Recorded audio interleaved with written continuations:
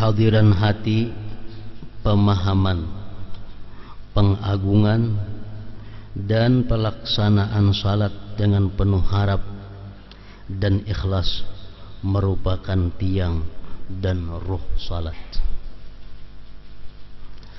Wa imadus salah wa ruhuha al-hudur wa tafahum wa ta'zim lillahi ta'ala wa raja'u ilaih wal ikhlasulah. Kehadiran hati, memahami apa yang dibaca, mengagungkan yang disembah dalam pelaksanaan salat, ditambah lagi dengan penuh harap dan ikhlas, merupakan tiang dan rohnya sembahyang, rohnya salat. Jadi kehadiran hati, pemahaman, pengagungan, penuh harap itu merupakan bagian daripada khusyuknya seseorang di dalam sembahyang. Sebagaimana telah disebutkan dahulu, Imam Al-Ghazali mengatakan bahwa sembahyang itu khusyuk, disebut khusyuk apabila orang yang sembahyang ini pertama hatinya hadir, kedua paham dengan apa yang dibaca, yang ketiga ada ta'zim, ada mengagungkan, rasa mengagungkan itu ada sewaktu membaca bacaan, yang keempat ada harap, ada takutnya, yang kelima ada harapnya, dan keenam ada malunya, malu kepada Allah. Jadi bila sembahyang itu terhimpun 6 perkara itu, maka sembahyang disebut adalah khusyuk ngarannya. Kehadiran hati maksudnya adalah hati kita hadir. Arti hati hadir itu hati kita berada di dalam tubuh kita. Maksudnya hati kita kadang melayang dari apa yang kita kerjakan. Jadi kita waktu mengucap Fatihah, hati kita benar-benar hadir bahwa kita sedang mengucap surah Fatihah. Waktu membaca surah, hati kita hadir bahwa kita ini sedang membaca surah. Waktu ruku, hati kita sadar, hati kita hadir bahwa kita ini sedang ruku. Waktu i'tidal, kita sadar, kita tahu, kita hadir bahwa kita ini sedang dalam i'tidal. Nah seterusnya sampai salam. Itu ngarannya adalah hadirnya hati, kehadiran hati. Bagian daripada khusyuk. Bila sudah hati kita hadir dengan apa yang kita baca dalam sembahyang itu, dan hati kita hadir dengan apa yang kita kerjakan dalam sembahyang, nah hanyar kita bisa ta'zim, mengagungkan. Mengagungkan ini sesudah hadir. Kalau hati kita kada hadir, mustahil kita bisa mengagungkan. Kita sembahyang umpamanya keingatan di rumah, maulah kita mengagungkan Allah.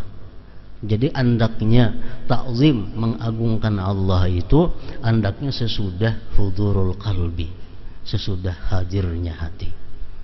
Hadir hati modal pertama untuk ta'zim, membesarkan. Membaca Al-Quran itu ada ta'zimnya. Dalam hati itu ada rasa membesarkan terhadap ini kalam Allah. Ruku kita menyembah kepada Allah, itu ada ta'zimnya, ada ta'zim.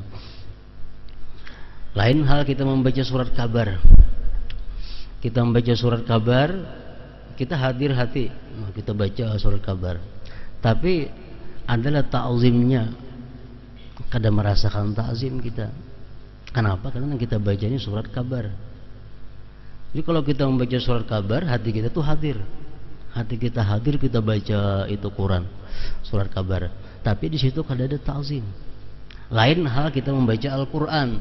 Nah kalau kita baca Al-Quran, hati kita hadir dengan apa yang kita kata, di situ ada ta'zim, ada rasa membesarkan bahwa ini adalah kalam Allah Subhanahu wa taala. Itu artinya pengagungan. Nah, kemudian pelaksanaan salat dengan penuh harap. Kita sembahyang tentu ada harapnya, baik parahatan sembahyang itu maupun sesudah sembahyangnya, itu pasti ada raja, harap, dan ada pula lawanannya takut kepada Allah. Dalam surat Fatihah itu pun kalau kita memahami, kalau kita hadir hati, kita paham, itu ada takut dan harapnya. Sebutin surat Fatihah.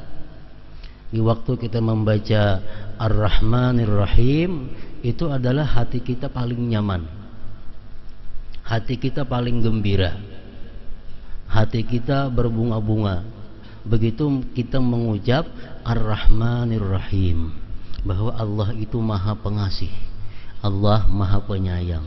Artinya orang zat yang sedang aku sembah ini, zat yang sedang aku munajat ini, zat yang sedang aku minta ini, orangnya maha pengasih, maha penyayang.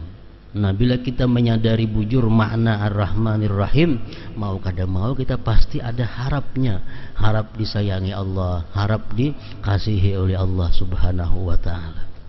Ar-Rahmanir Rahim. Jadi keadaannya orang-orang dahulu ada yang mengulang-ulang sampai 70 kali kalimat Ar-Rahmanir Rahim itu. Kenapa? Karena merasa begitu nikmatnya, begitu nyamannya mengucap Ar-Rahmanir Rahim itu. Ar-Rahmanir Rahim, Ar-Rahmanir, diulang-ulang. Nah, karena itu menambah kenikmatannya. Nah, begitu kita mengucap Maliki Yaumiddin, itu sudah berubah hati kita. Kenapa? Karena Maliki Yaumiddin itu artinya adalah raja pada hari kiamat nanti. Raja pada hari kiamat nanti. Setiap kita mendengar kalimat raja itu, raja di hari kiamat, itu hati kita pasti ada perasaan takutnya. Karena kita akan dipanggilnya kaina oleh raja itu, kita nantinya akan dimintai tanggung jawab oleh raja itu. Nah, ada takutnya, ada haibah atau ada khauf yang tersimpan dalam Maliki Yaumiddin. Jadi sembahyang itu adalah beberapa irama. Kadang-kadang hati kita takut, kadang-kadang hati kita ini harap, kadang-kadang hati kita nyaman, kadang-kadang hati kita sakit. Itu perjalanan di dalam sembahyang.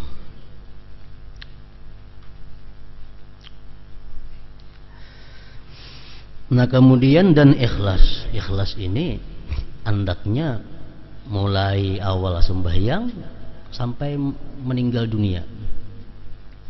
Itu mesti ikhlas.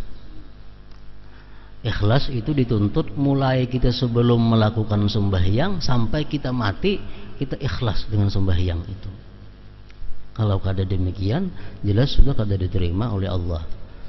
Ikhlas artinya dorongan, motivasi yang menggerakkan kita untuk sembahyang karena Allah. Nah, itu adalah ikhlas. Makanya disunatkan di dalam niat itu dibuat lillahi ta'ala, karena Allah ta'ala. Itu untuk mengingatkan kita agar sembahyang ini jangan karena yang lain, mesti lillahi ta'ala. Merupakan tiang dan roh salat. Artinya sembahyang nang kada ada rohnya itu sudah jelas kada diterima oleh Allah Subhanahu wa taala.